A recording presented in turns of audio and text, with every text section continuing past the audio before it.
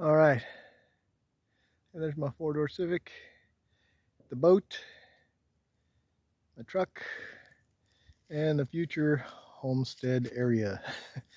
The house is going to be here one day. One day, whenever the market gets good. All my fruit trees doing good.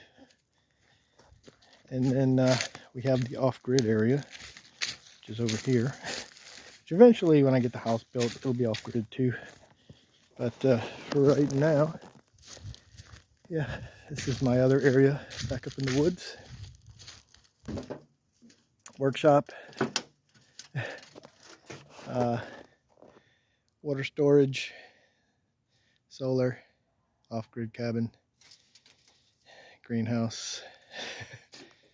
So yeah, coming along slowly. You guys take it easy.